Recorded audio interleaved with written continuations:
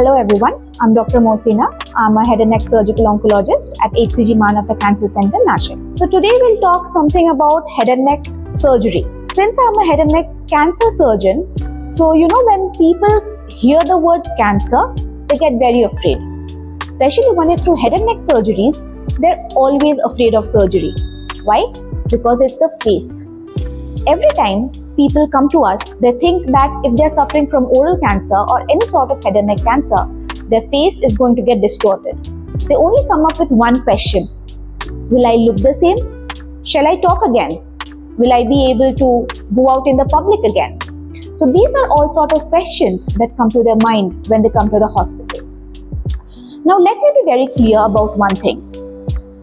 In head and neck cancers especially, if we can get the cancer removed, then it's probably the best way to treat the cancer, to cure the patient. Yes, cancer is not always a frightening thing that we assume it to be. Head and neck cancer surgeries can actually give a new life to the patient, and in not a gruesome way as many would expect. If you come and see many of our patients, probably you will not even know that they have undergone surgeries, because now head and neck surgeries can be done intraorally without leaving a single scar on the face. Or we have come up with excellent reconstructive options, especially free flaps, where the tissue that is removed is reconstructed in such a way that there is barely an imperceptible, actually no difference at all.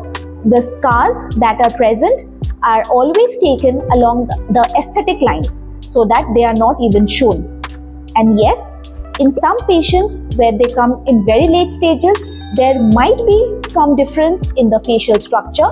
But remember, every scar tells a story, and those scars tells a story of what you have gone through, how you have fought, and how you have emerged victorious in cancer. Now, after surgery, people always complain to us, always ask us their doubts, whether they'll be able to eat, whether they'll be able to swallow, whether they'll be able to speak. Now, many patients do this comfortably. But again, there are some patients who get their whole tongue removed, who get their whole cheek removed. Sometimes they get their whole voice box removed. Even then, now there are ways where they can eat, speak comfortably in most cases. There are ways where we can insert an artificial device and they can speak after maybe 2 or 3 months, and after that we can also insert a hands-free device where the person do not have to use any of their hands or fingers to press the stoma, and they can speak freely. Of course, physiotherapy, psychology and the dietitians play a major role, and basically it's all a multidisciplinary approach. But what after surgery? What after the treatment is completed? So many of our patients, because they're present to us in late stages, might have to undergo an adjuvant radiation therapy or chemotherapy. So even after that, when they become cured, follow-up is mandatory. Why follow-up is mandatory? Because there is one thing I like about head and neck cancers. It never starts as a large ulcer or a large cancer.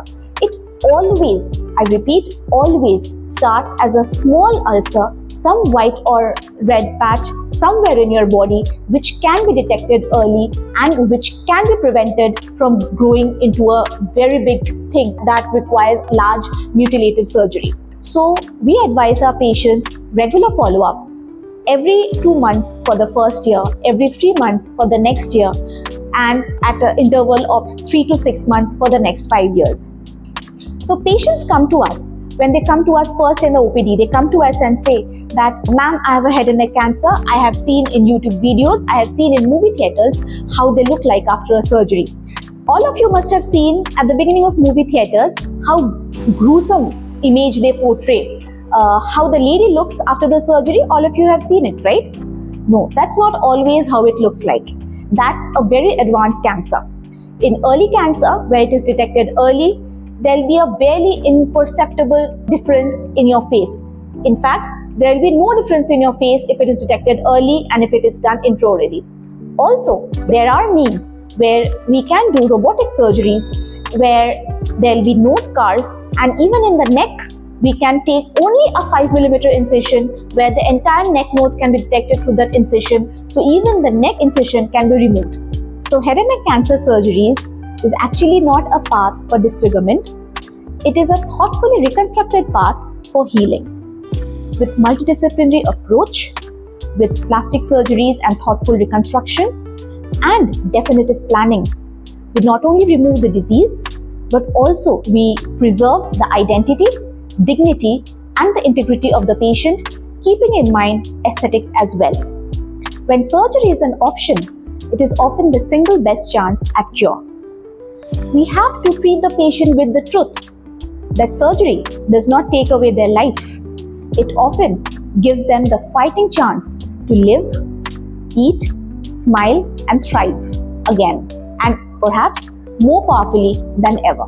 If you see anything that you feel unnatural in your body, in the head and neck region, any ulcer, how insignificant it might seem to you, do not hesitate. If it persists for more than a week, for more than 15 days, come and get it checked out. If you require any more information, please don't hesitate to contact HCG Manavata Cancer Centre, Nashik. If you want any more information regarding this disease, please do not forget to subscribe to our YouTube channel where you can definitely get more such informative sessions. Thank you.